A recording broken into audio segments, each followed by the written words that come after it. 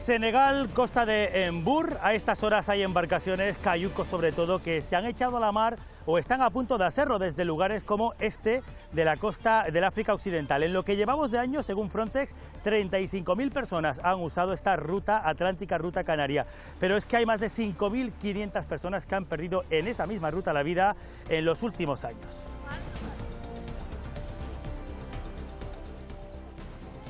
¿Qué tal a todos? Muy buenas tardes. Hemos recorrido un camino de 1.500 kilómetros al sur del puerto de la Restinga, Los Mármoles en Lanzarote, Los Cristianos sur de Tenerife o Arguineguín sur de Gran Canaria, puertos donde habitualmente llegan cayucos. Sobrecoge verlos llegar, sobre todo cuando son protagonistas de naufragios a escasos metros de la costa, pero ese duelo tiene aquí otra lectura, el duelo de sus muertos y también la fuga de talento intelectual y humano para terminar de desarrollar sociedades que están a medio hacer. yaakaar naa ne ñoom xale yu góor yi képp koo xamante ne am nga liggéey boo xamante ne gënal na la fii parce que boo gisee ñoom ñëpp ñuy dem pour teral seen waajur moo tax bëgg a tekki moo tax ñuy dem mais liggéey bu ñuy séntu fee bu ñu ko amee fii.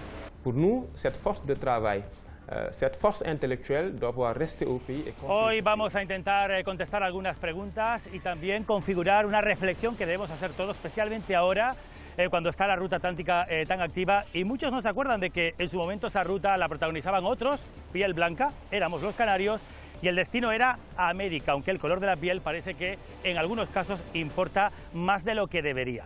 Esto en el día en el que Canarias ha levantado hoy con una huelga de transporte discrecional de viajeros. Alicia Suárez, vamos a ver cómo ha afectado, y el resto de la actividad también la abordaremos en este informativo. Alicia.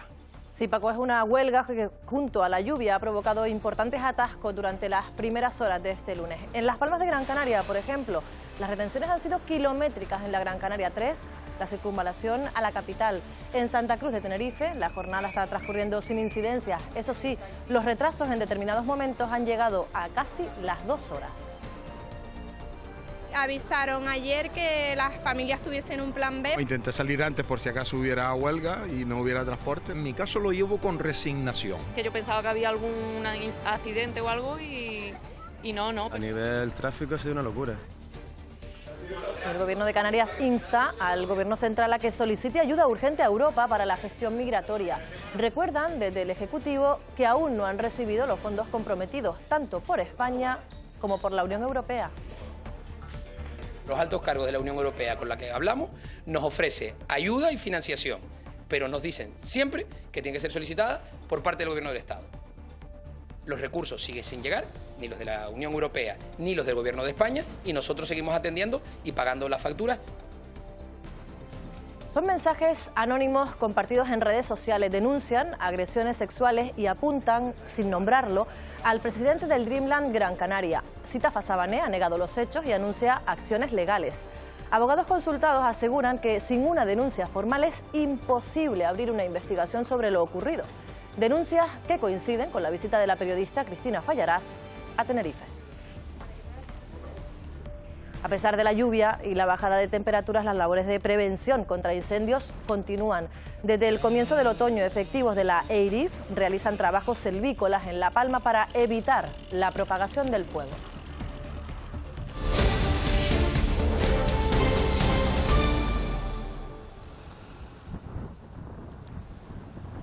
Es imagen de hoy, 81 personas han sido rescatadas por salvamento marítimo esta mañana en El Hierro. Entre ellas hay 7 mujeres y 3 niños. Han recibido asistencia humanitaria y sanitaria en el mismo puerto de la Restinga. Presentaban un aparente buen estado de salud. Y ahora van a ver imagen en directo de Embur. Estaban viendo esta imagen en directo desde El Hierro. Y ahora en Embur, una costa que está plagada de claras muestras de que el sector pesquero aquí tiene una gran importancia, un sector, el de la pesca, sobreexplotado y que ha convertido en parte sus cayucos en medio de transportes que utilizan las mafias, que se aprovechan de la desesperación humana por el simple hecho de las personas que quieren ejercer el derecho a tener una vida mejor.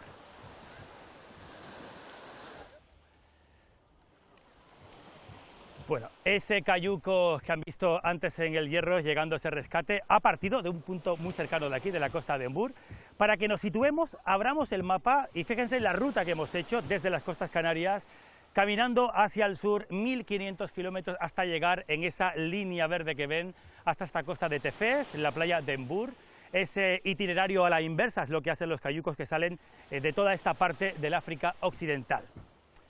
En esta costa, en esta playa, que como decimos tiene una gran actividad pesquera, nos encontramos muchos cayucos, muchos barcos que son utilizados sobre todo para eso, para pescar.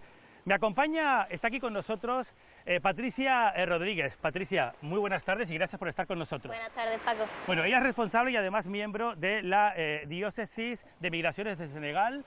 Ustedes atienden mucho cara a cara el dolor de la gente. Lo primero que quiero preguntarte, ¿cómo se entera una madre que está en un cayuco, que está, no la madre, que está aquí en Senegal y que ha puesto a su hijo en el cayuco, que su hijo ha muerto?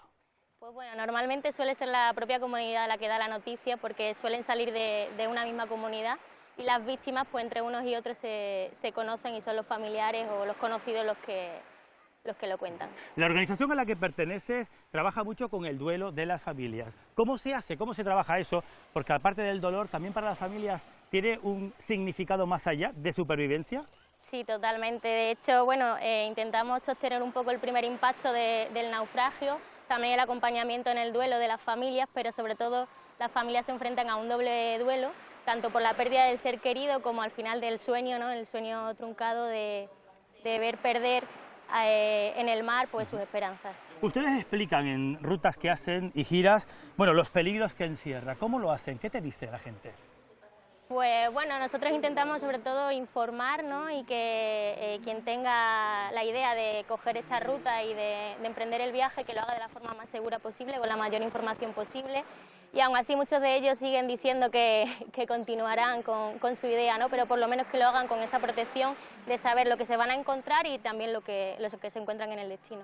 Porque es cierto que muchos jóvenes dicen solo se vive una vez y solo se muere una vez. O sea que a pesar de la información que se les da, ¿cómo se puede contener, ¿no? El ansia de querer mejorar, ¿no? La calidad de vida que tienen? Exacto, es su única esperanza. De hecho aquí dice mucho Basark o Barça, que es Barça o morir, y se agarran a eso, ¿no? A su única esperanza de prosperar y poder dar un futuro mejor a su familia. Pues Patricia, agradecerte mucho que nos hayas atendido a pie de playa aquí en Embur. Bueno, una organización que se encarga de gestionar el dolor, fíjense, de la gente que son víctimas también de la ruta canaria, de la ruta atlántica. Y luego hay mujeres, Aminata la van a conocer ahora, que han organizado sus propios colectivos.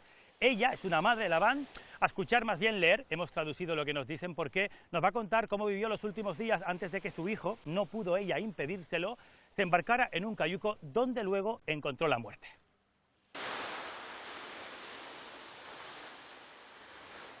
asalaamaaleykum maa ngi tudd Aminata Boye doon jàng sama borom kër yor matériel mu néew si doole après mu ne comme xale bi na ñëw jàppale ko mu bàyyi njàngam ñëw di ko jàppale bi mu bàyyi njàngam di ko jàppale ñuy liggéey di jóge ko daan di débrouiller géej gi neexul tamit xale bi nag ne moom dafa bëgg dem comme ay morom ba mu dem ba ay timis nag la ñëw dajale bagage yi dajale ma nekk lan mu ne ma yaay sama morom yëpp dañuy dem man damay dem waa li 19 ans chaque jour damay dugg ci réseaux sociaux yi ak yeneen kii yi di ma koy def di ko def ba mat 10 jours mais sama yaram dafa am lu mu sentir loo xam daal mosuma ko sentir sama yaram dafa bàyyeeku sama cër yi mënatuma yëkkati dara ba pare sama bu doon xam di xemmali ko sax sama numéro da koy kóor te dina ma woo après bi ma sama caamin boobu waxee loolu dafa mel ni ba léegi dafa mel ni dañu coupé monde boobu ci man dugal na ci beneen monde boo xam dafa timide triste lëndëm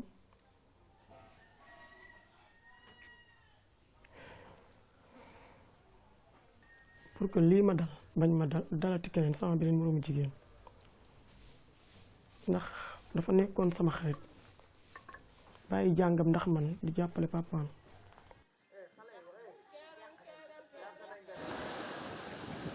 Seguimos en Embur, aquí en directo, en la costa de Senegal, donde en el ratito que llevamos de informativo, apenas 12 minutos, 10 minutos no llega, se nota el trasiego de estas calles aquí, con mucho movimiento constante de barcas a lo largo de toda la costa.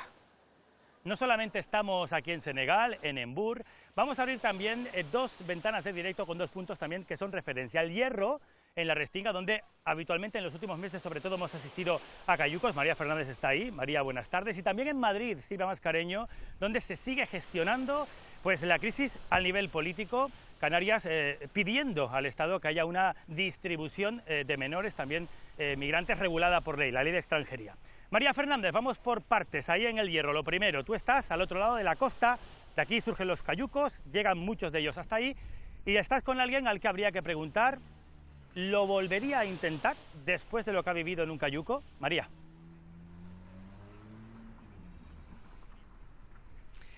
Así es, en lo que llevamos de año han llegado a las costas del Hierro más de 17.000 personas. Cayali lo hizo en el 2021, llegó en un cayuco hasta aquí, hasta el puerto de la Restinga. Cayali, nuestra primera pregunta es si lo volverías a hacer. ¿Te volverías a subir en ese cayuco para venir hasta España?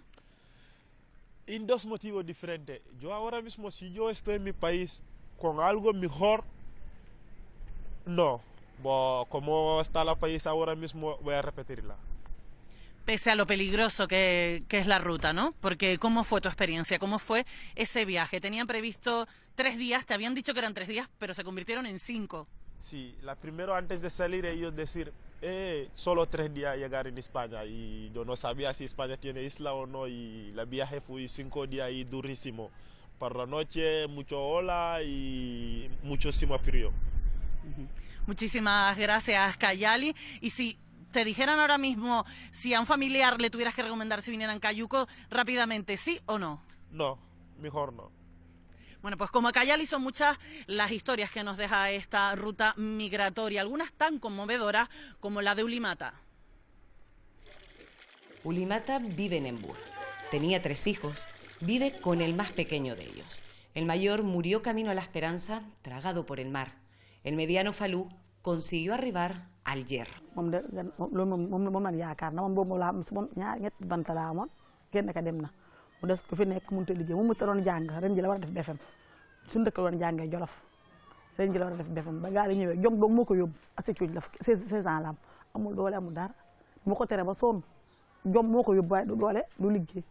Aún así lo hizo y ahora habla con él desde la distancia. Ulimata esperaba que Falú pudiera trabajar una vez establecido en suelo europeo, pero la realidad es otra. Está en un centro de menores.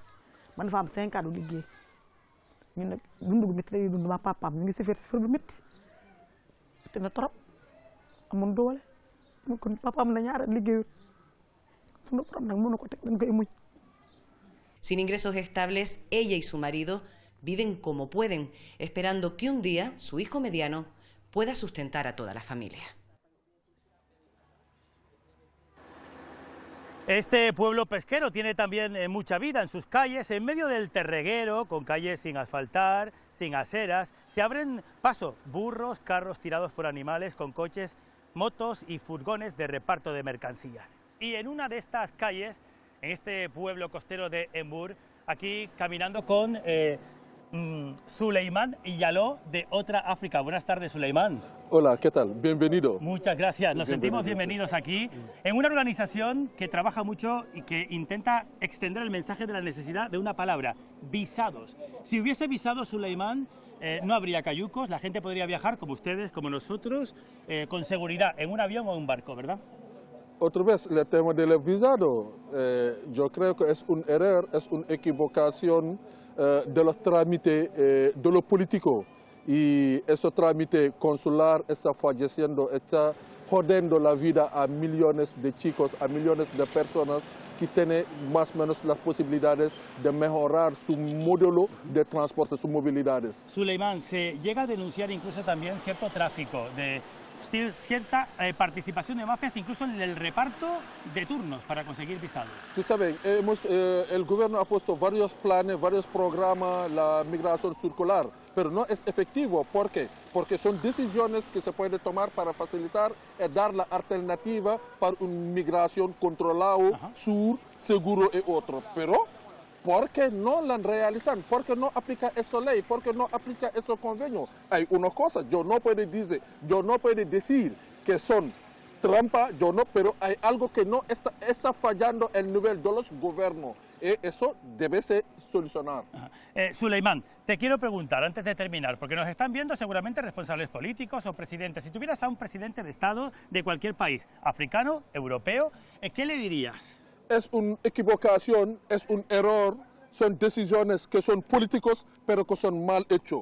Yo creo que los gobiernos africanos, europeos, deben sentar para facilitar la movilidad de las personas. Todos no pueden venir, pero lo que puede venir debemos facilitarlo, esas movilidades, que sea una movilidad seguro, controlado, legal, y que la gente no muere más en el mar. Suleimán Jalloh, muchísimas gracias de verdad por atendernos aquí. Enhorabuena por ese trabajo que se hace desde aquí, también desde África. Bienvenido en Senegal. Muchas gracias. Fíjense que pasamos de la política de visados a la política más doméstica, porque en casa, en España, no se ha repetido el consenso que sí vivimos en el Parlamento de Canarias. Se sigue a nivel nacional discutiendo sobre la reforma necesaria, esa que ha pedido tanto a gritos ya a Canarias para una redistribución solidaria de la crisis migratoria que en solitario lleva a Canarias viviendo durante muchos años. Silvia Mascareño, tampoco ahí en el Congreso se ha conseguido a ese consenso. Los partidos políticos no han logrado ponerse de acuerdo dentro de estas paredes. Sí lo hicieron en el Parlamento de Canarias, todos excepto Vox. Pero aquí no han logrado articular un texto que convenza a todas las partes. Han sido muchos los baches, desde la financiación al criterio de distribución de esos niños y niñas entre las distintas comunidades autónomas, pasando por la mayor o menor implicación de la Unión Europea o ese protocolo canario de atención a menores migrantes que terminó en el Tribunal Constitucional. Tampoco ha ayudado el mayor enconamiento en las relaciones entre el Partido Popular y el Partido Socialista por cuestiones que nada tienen que ver con migración. Pero también han sido muchas las voces que han reclamado con urgencia esa reforma legal que ayude a Canarias a afrontar el drama migratorio que viven las islas. La agenda canaria ya recogía el compromiso de reformar la ley. Para que todo el Estado asuma la responsabilidad y la competencia en materia de menores migrantes. Se habló de un decreto, pero finalmente se optó por modificar la ley de extranjería. Necesitamos a corto, a medio y a largo plazo soluciones. En Canarias hubo consenso, salvo Vox, pero al volar a Madrid no fue tan fácil. Se explicó la propuesta a todos, pero en el momento clave PP, Vox y Junts se desmarcan. Votos a favor 171, votos en contra 177, abstenciones 1. No se aprueba. Si quieren contar con los votos del Partido Popular, tienen que negociar con el Partido Popular. Negociar no se hace vía WhatsApp. Desde luego, lo que no se puede hacer en ningún caso es trasladar el problema al resto de la península. Cataluña es la comunidad más tensionada. Tras el parón veraniego se retoman los intentos, pero enseguida aumenta la tensión. Clavijo y Feijóo firman un plan migratorio. Que tiene como título Plan de Acción contra el Descontrol Migratorio. Hoy hemos dado un paso de gigante en acercarnos a la solución del problema. Y el Ejecutivo canario aprueba un protocolo de acogida que termina ante el Constitucional. Hoy el Tribunal Constitucional da la razón en todo al Gobierno de España. Aún así se mantienen los contactos hasta que el Partido Popular lo suspende. Y lo hacen de manera peregrina, con excusas que no son creíbles. Creo que la decisión que ha adoptado el Partido Popular es de absoluta responsabilidad para de una vez por todas exigir al Gobierno de España que acepte la derivación o la ayuda que nos presta Europa. Clavijo se ve con Sánchez y logra fondos para financiar el coste de atender a los menores. Canarias, en este fenómeno, y así se lo transmití, requiere un tratamiento singular. Pero sigue reclamando una solución definitiva. Y mientras se termina de cerrar esa negociación, que en España no llega, aquí en Senegal el gobierno ha hecho un cambio de pantalla. Ha habido, de hecho, recientemente un cambio en el Ejecutivo y ahora apuestan por mantener el talento humano intelectual de esos jóvenes que se embarcan en cayucos, que les pueden llevar a la muerte, para que se queden en el país y ayuden a reconstruirlo desde la base. En Senegal, más del 75% de la población tiene menos de 35 años, con una edad media de 19. 1 de cada 3 no tiene empleo. Pour nous, cette force de travail, cette force intellectuelle doit pouvoir rester au pays et construire ce pays. Pero para ello hay que crear las oportunidades, y eso pasa, según el gobierno senegalés, por contar con profesionales cualificados. L'objectif du gouvernement aujourd'hui, c'est à l'horizon 2030 d'orienter au moins 30% des jeunes du cycle moyen vers la formation professionnelle. Esperan formar a 700.000 técnicos en 5 años y a 5 millones hasta 2050, generando empleo que fije a la población juvenil en Senegal. Cada uno de estos hilos, de estas máquinas de coser, de estas telas, les ha cambiado la vida. maa ngi tudd Ami Diop maa ngi dëkk Fass Mbao maa ngi 32 ans maa ngi bokk ci programme Terafil yaakaar naa ni ñoom xale yu góor yi képp koo xamante ne am nga liggéey boo xamante ne gënal na la fii parce que boo gisee ñoom ñëpp ñuy dem pour teral seen waajur moo tax bëgg a tekki moo tax ñuy dem mais liggéey bu ñuy séntu fee bu ñu ko amee fii. J'ai décidé de participer à cette formation pour subvenir à les besoins de mes parents. Parce que moi, j'habite avec mes parents. Oui, d'être jeune Sénégalais, si tu as un travail, c'est vraiment quelque chose d'extraordinaire. Parce que si tu n'as pas de travail, tu vas rester à la maison. Et la maison, la famille, ils ne vont pas te considérer. Y las escaleras, 200 escaleras. Fali tiene 25 años, es licenciada en lenguas hispánicas. Un día pensó en marcharse, creía que su futuro estaba en suelo europeo. Ahora mismo estoy en Master 2 y sueño con tener un futuro mejor, pero aquí mismo en mi país. Ahora guía turística en Senegal. El proyecto Tierra Firme le ha dado una oportunidad de vida. Hace muchos años mi padre, gran amante de este país, siempre que venía a visitarme me repetía la misma frase, ¿no? Me decía: Rafa, yo veo lo que Senegal ha hecho por ti. ¿Qué es lo que tú has hecho por Senegal? Gracias al apoyo absolutamente imprescindible, en este caso del Gobierno de Canarias, a través de la Dirección General para África, ha sido un programa fundamentalmente ejemplarizante, porque hemos conseguido crear empleo para ese pequeño grupo de personas. Y en eso es el hueco que nosotros queremos cumplir y expandir ahora en una segunda fase que se inicia en un mes en Senegal y ya transitarlo a Mauritania y a Gambia. Tierra Firme es un programa de formación y prácticas impulsado por el Gobierno de Canarias. Busca que los jóvenes senegaleses encuentren empleo en su país. Este país, como muchos del África Occidental, tiene una pirámide poblacional a la inversa que España, casi egipcia. Como muchos países europeos, aquí, al contrario de lo que ocurre en muchos países europeos, aquí en África la base es joven, sólida, una media de 19 años y más de un 70% de la población por debajo de los 35 años.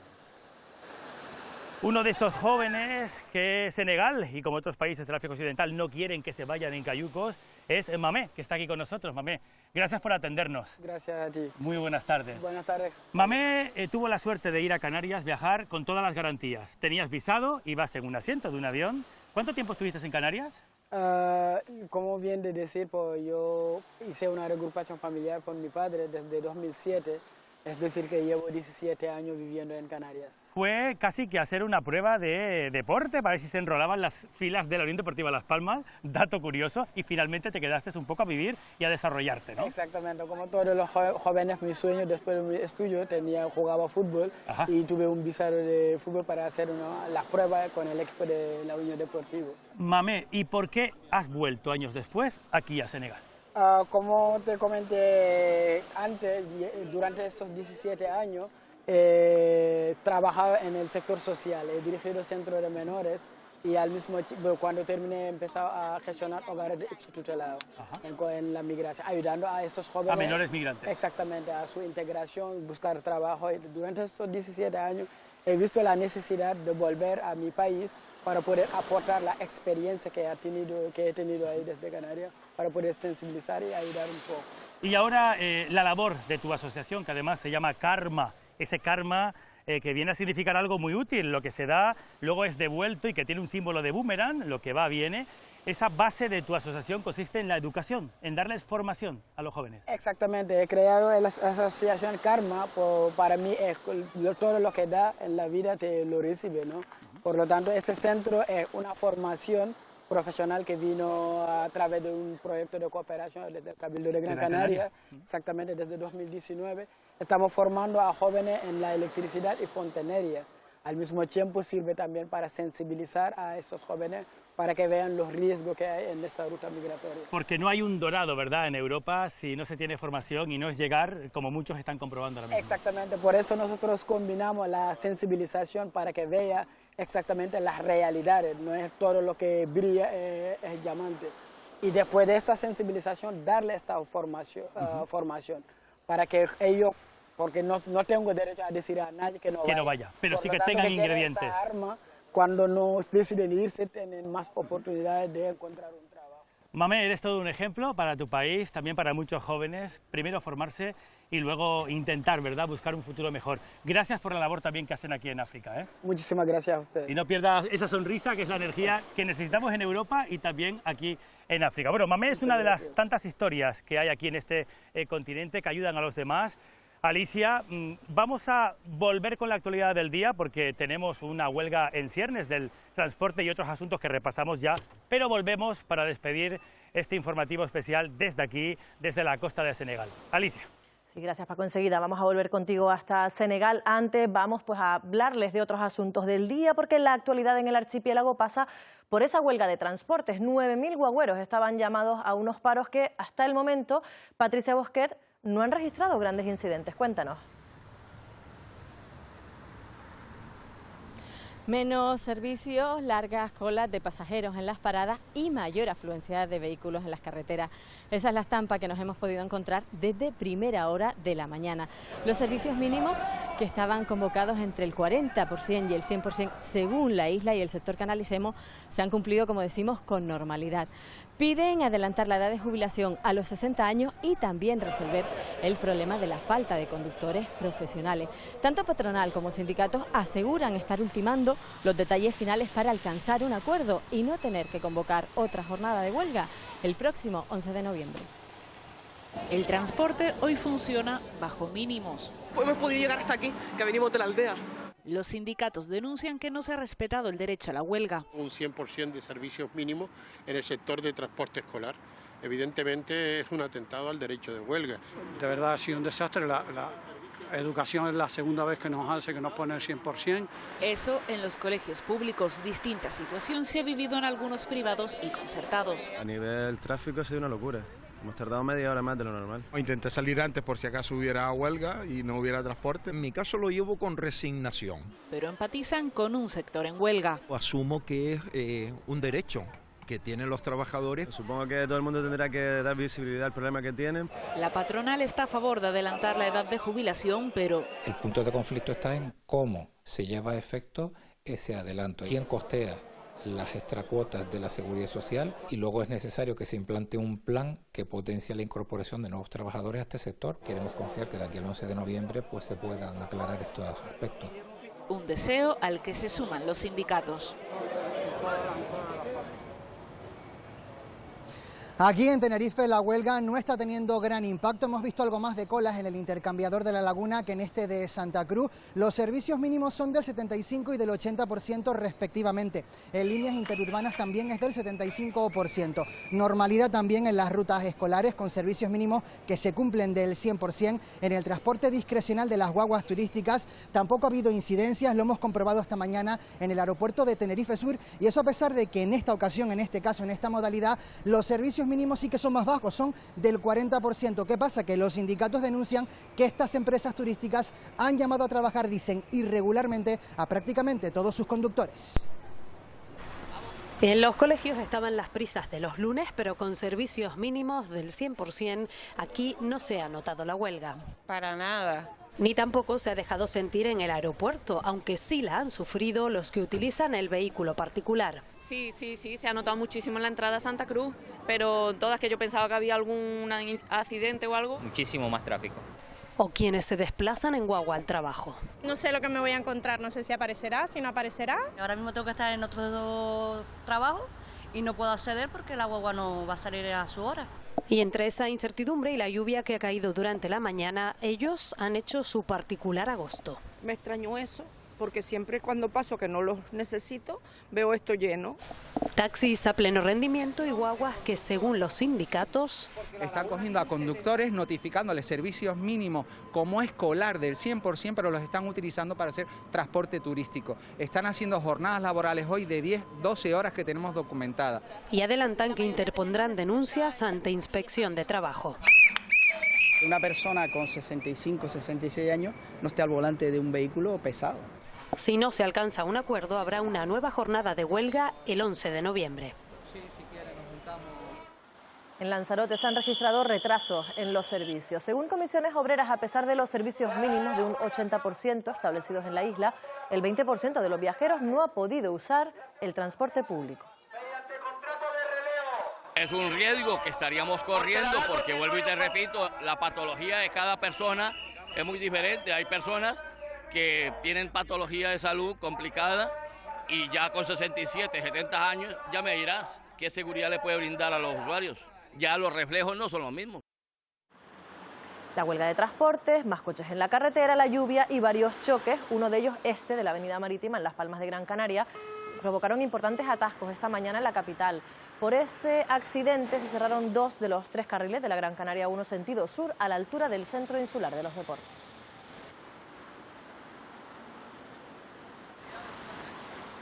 Cambiamos de asunto. El Gobierno de Canarias quiere que la Unión Europea active recursos económicos de emergencia para atender a los menores extranjeros. Pero esa solicitud debe hacerse, Óscar Herrera, a través del Estado. Sí, por eso el Consejo de Gobierno ha informado que el presidente Fernando Clavijo ha remitido 3 cartas a los ministerios del Interior, de Infancia y Migraciones. En ellas se insta al Gobierno del Estado a que reclame a Bruselas que active ese mecanismo especial de emergencia para atender a los menores extranjeros no acompañados que tutela Canarias. Es una línea de financiación nueva, aún sin cuantificar, complementaria a la ayuda del Gobierno de España, y que se cargaría a esa FAMI, a ese Fondo Europeo de Asilo, Migración e Integración. Cada uno de los altos cargos de la Unión Europea con la que hablamos nos ofrece ayuda y financiación, pero nos dicen siempre que tiene que ser solicitada por parte del Gobierno del Estado. Los recursos siguen sin llegar, ni los de la Unión Europea ni los del Gobierno de España, y nosotros seguimos atendiendo y pagando las facturas todos los meses para atender a los niños y a las niñas. Y esa es la situación en la que nos encontramos. 157,1 millones de euros a día de hoy. En Madrid, Gobierno y comunidades autónomas ultiman los detalles para la próxima conferencia de presidentes. May Navarro será en Madrid en diciembre en Cantabria. Aunque sin fecha oficial por el momento, lo que sí ha trascendido es que se realizará antes del 20 de diciembre y, como tú bien dices, será en Cantabria. Hoy lo que aquí ha tenido lugar ha sido ese encuentro de preparatoria de reunión donde han sido convocados los consejeros de las diferentes comunidades autónomas presididos por el ministro Ángel Víctor Torres para organizar el orden del día de dicha reunión. Los temas a tratar serán vivienda, financiación autonómica, migración, así como también la falta de personal sanitario en las comunidades autónomas. Hay que destacar que esta conferencia de presidentes no se realizaba desde hace más de 2 años, cuando la última sede fue la isla de La Palma. La vivienda, que es la propuesta que hacía el Gobierno de España y que también hicieron comunidades autónomas en sus cartas, financiación, inmigración y la ausencia de personal sanitario. Solucionarse, que es el tema migratorio. No caben los debates estériles, no cabe seguir dejando a Canarias sola en este asunto, ni tampoco cabe que no lleguemos a un acuerdo en reparto con criterios objetivos, en financiación sobre la mesa para darle un trato digno y humanitario a los menores. También se han visto hoy los líderes regionales del Partido Popular en el Comité Ejecutivo Nacional celebrado en Madrid. Alberto Núñez Feijóo ha asegurado que las comunidades gobernadas por el PP están unidas y alineadas, dice, con las necesidades del país, y ha pedido la dimisión de Pedro Sánchez, por lo que considera un trato hipócrita, dice, desde su gobierno a la ciudadanía española. El líder de los populares canarios ha vuelto a pedir que Moncloa exija ayuda a Europa con la gestión de los menores migrantes. Estamos a la espera de que el Gobierno de España concluya el por qué no quiere solicitar a la Unión Europea la ayuda que nos han brindado. Las comunidades autónomas gobernadas por nuestro partido tienen infinitamente más sentido de Estado y de servicio público que este Gobierno. Siguen las comparecencias en el Parlamento de Canarias en la comisión que investiga la compra de material sanitario durante la pandemia. Hoy, Estíbaliz Pérez, turno para el personal de la Administración. Una de las comparecencias que más expectación ha generado ha sido la de Ana María Pérez, quien fuera directora general de Recursos Económicos de la Consejería de Sanidad en el año 2020, investigada en el proceso abierto por la compra defectuosa de 1 millón de mascarillas por valor de 4 millones de euros a la empresa RR7. Mascarillas que fueron destruidas y cuyo valor no fue devuelto a la comunidad autónoma. Ana María Pérez ha acogido a su derecho a no declarar, pero sí que ha escuchado atentamente cada una de las preguntas que le ha ido formulando los grupos parlamentarios. También ha comparecido Tomás Morales, quien fuera asesor técnico de la Consejería de Sanidad, quien ha explicado cuál fue su papel durante este periodo. El señor consejero de Sanidad en aquel momento, Julio Pérez, realizaba unas reuniones de coordinación con todos los equipos diarias y quería que estuviera allí y que le asesorara con determinadas cuestiones que les iban comentando. Nueva Canaria, Bloque Canarista, va a presentar por tercera vez una proposición de ley para crear un impuesto a las estancias turísticas. Ya lo hicieron sin éxito en 2014 y 2019. Vuelven a intentarlo para dar respuesta también, dicen, a la demanda social actual. Este impuesto sería para las pernoctaciones solo de los visitantes e iría desde los 2 a los 4 euros dependiendo del tipo de establecimiento. Un impuesto de carácter finalista que asumiría solo el turista y con el que se podría recaudar, calculan, 250 millones de euros. Es un impuesto que no pagarán los residentes y tampoco pagarán los empresarios.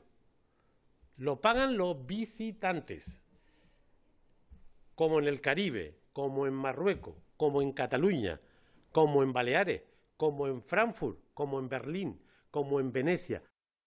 ¿Y qué dice el Gobierno al respecto? Pues que van a analizar ambas propuestas, la de Nueva Canarias y también la del PSOE. Aseguran que están en un proceso abierto de debate y reflexión sobre cómo redistribuir la riqueza del sector turístico y que aún no tienen claro en qué formato.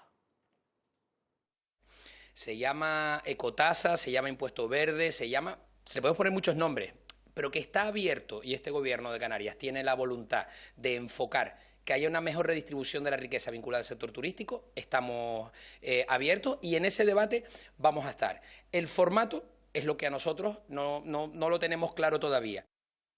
Ya se lo adelantábamos. Sitafa Sabané ha comunicado que denunciará a quienes lo acusan por redes sociales de manera anónima de haber sido el autor de agresiones sexuales cuando era jugador. El presidente del club de baloncesto Dreamland Gran Canaria niega los hechos y las fuentes autorizadas en derecho penal consultadas por esta casa aseguran que sin denuncia formal es imposible abrir una investigación sobre lo ocurrido. Sitafa Sabané, presidente del Club Baloncesto Gran Canaria, niega a través de la red social X las acusaciones que se están difundiendo sobre él. Han salido acusaciones muy graves y totalmente falsas hacia mi persona. El asunto está en manos de abogados. Se trata de testimonios anónimos de varias mujeres que se presentan como víctimas y lo señalan como el autor de distintas agresiones sexuales. Desde el Cabildo condenan cualquier acto o actitud machista. Actos que se pudieron producir hace 20, 21 o 22 años. Sitafa Sabané ha informado tanto al presidente del Cabildo como a mí y nos ha dado sus explicaciones, niega los actos, en cualquier caso, incluso porque creo que es lo necesario ante acusaciones falsas, esto hay que ponerlo en conocimiento de la autoridad policial y judicial. Los hechos solo podrán ser investigados si se presenta una denuncia. Una víctima no tiene obligación de denunciar nunca, sea el delito que sea. Una cosa es que sea cierto y otra cosa es que la víctima decida denunciar o incluso decida pedir protección judicial, que pueden pedirla en cualquier momento. Lo que pasa que sí es cierto que una denuncia anónima en Internet no puede ser investigada por un juzgado de instrucción como debería. De hecho, no puede ser investigada. Sitafa Sabané, en un comunicado emitido hace unos minutos, este lunes ha vuelto a negar los hechos y asegura que emprenderá acciones legales.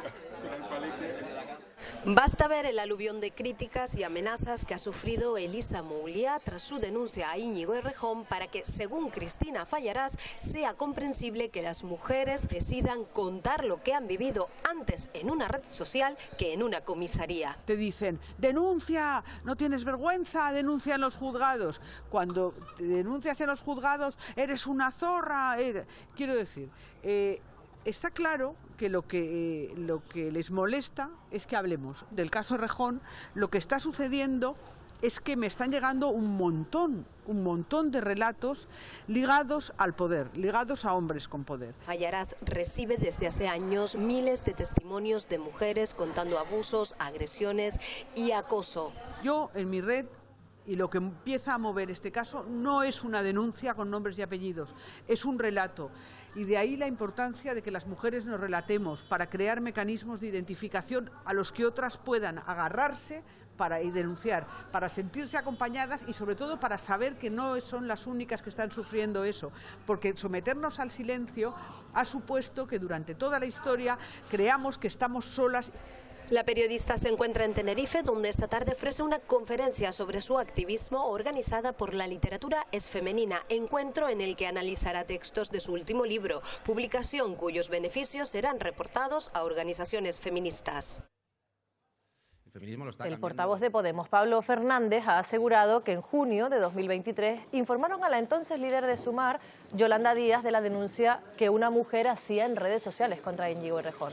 Por su parte, la ministra de Sanidad y líder regional de Más Madrid, Mónica García, ha asegurado que conocían que Errejón tenía problemas personales, ha dicho, pero que si hubieran sabido que era un agresor, habrían ido a la comisaría. En segundo lugar, a esta hora...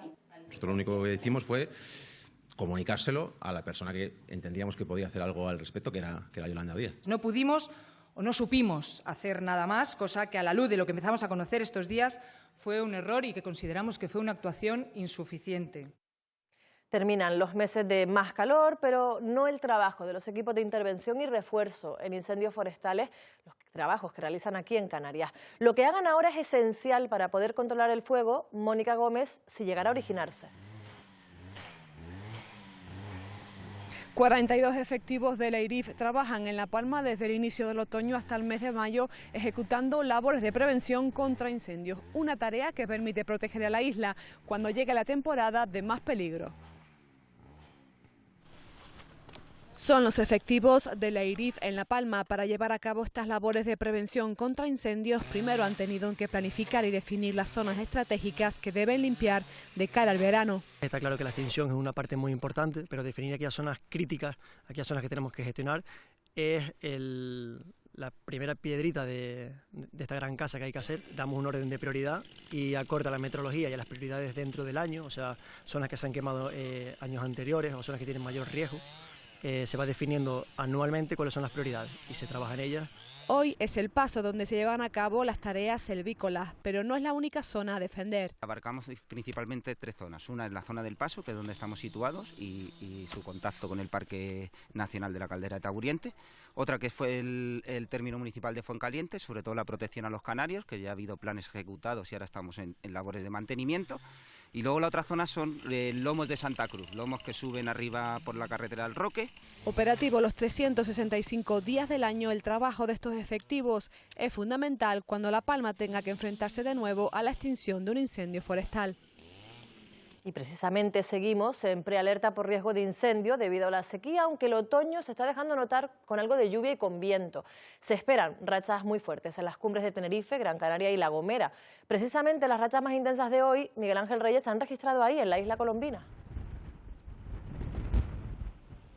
Cuando el tiempo se revuelve, las rachas de viento más fuertes se suelen registrar aquí en esta zona de Igualero. Durante el día de hoy se han registrado rachas de hasta 84 km/h, la más fuerte de toda Canarias según la Agencia Estatal de Meteorología. También la segunda más fuerte se ha registrado en La Gomera, en la zona de Arure, 65 km/h. Ayer el viento, el mal tiempo provocó problemas, por ejemplo, en el aeropuerto de La Gomera con la cancelación de la conexión con Tenerife. Hoy ha operado con normalidad. Además del viento, lluvia que está cayendo a esta hora, por ejemplo, aquí en Igualero. Se han recogido durante el día 14 litros y especialmente lluvia también en el norte de la isla. La imagen más bonita del día por culpa de este mal tiempo nos la regala el arco iris en esta zona con vistas a la fortaleza de Chipude. Además del viento, en las medianías y cumbres de Tenerife y Gran Canaria también ha predominado la lluvia a lo largo de toda la mañana. Cielos generalmente cubiertos y una notable bajada de las temperaturas que muchos agradecen. Que llevamos un año pues muy seco, sin mucha lluvia, y esto realmente es algo casi que bendito. Maravilloso, ya podría pegarse así toda la semana entera. Hace falta para el campo, que hace falta la agüita, mi niña, que ya era tiempo. que llueva con fundamento. Hacía falta, sobre todo con el verano tan fuerte que hemos tenido, la verdad que se agradece. Y en Mallorca, en Baleares, las fuertes lluvias han provocado importantes inundaciones. Los servicios de emergencia han tenido que rescatar a 5 personas atrapadas en carreteras y en calas. De hecho, hay 7 vías cortadas. La peor parte se la ha llevado la ciudad de Manacor, con 25 incidentes registrados en las últimas horas.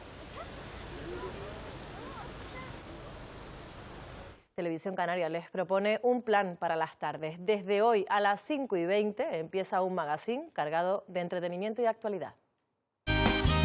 Hay que verlo. Esta tarde estreno... Laura Afonso y Javi López presentan Hay que verlo, es un programa repleto de secciones únicas.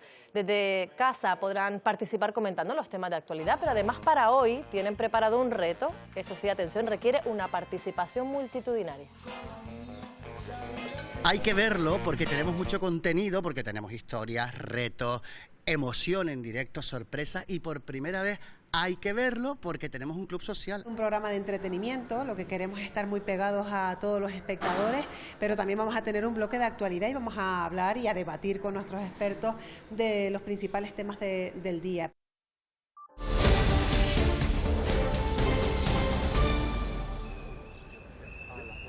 Minuto de silencio en Fuerteventura, en recuerdo al migrante fallecido en un cayuco cuando intentaba llegar al Hierro el sábado. Con este gesto, la Asociación Cultural Entre Mares quiere expresar su solidaridad con la familia del fallecido, al que consideran una víctima más de las políticas de deshumanización de la Unión Europea. ¿Cuántas personas mueren?